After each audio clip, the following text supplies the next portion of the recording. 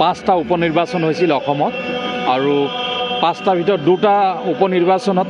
খুব ওতভাৱে জড়িত আছিলোঁ চামগুৰি আৰু বিহালী সমষ্টিত আৰু নিশ্চয় 5টা সমষ্টিৰ ভিতৰত 5টা সমষ্টিয়ে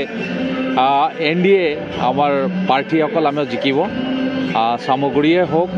বা বিহালীয়ে হওক বা বঙাইগাঁৱে হওক চিডলিয়ে হওক গোটেইকেইটা সিট আমি জিকিম 5টা সিট কিন্তু নিশ্চয় আপোনালোক দেখা পাইছে যে কিছুমান অপ্ৰীতিকৰ কিছুমান ঘটনাও ঘটিছিল বিশেষভাৱে চামগুৰিৰ কথা ক'ব লাগিব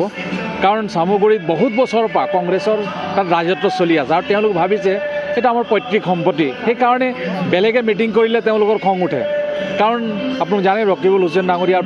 দেউতাকো MLA আছিলে তাৰপিছত ৰকিবুল হুছেইন হ'ল তাৰপিছত তেওঁৰ পুতেকক দিছে তো তেওঁলোক নিজৰ পৈতৃক সম্পত্তি ভাবিছে সমষ্টিটো সেইকাৰণে কোনোবা মিটিং পাতিলে তেওঁলোকৰ খং উঠে আৰু সেইকাৰণে তাত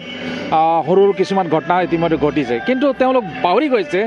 যে দিল্লীত ভাৰতীয় জনতা পাৰ্টি চৰকাৰ NDA চৰকাৰ চলি আছে অসমত NDA চৰকাৰ চলি গৈছে এই কথা পাহৰি গৈছে তেওঁলোক ভাবিছে যে গোটেই ভাৰতবৰ্ষত কংগ্ৰেছে ৰাজত্ব কৰিছে আৰু তেনেধৰণৰ প্ৰচাৰ চলাইছিল আৰু তাৰ ৰাইজে বুজি পাইছে যে বাই ইলেকশ্যন হয় আৰু চৰকাৰ দিল্লীত বিজেপি NDA চৰকাৰ চলি আছে অসমতো হিমন্ত বিশ্ব শৰ্মা ডাঙৰীয়া চৰকাৰ চলি আছে ইয়াত যদি আমি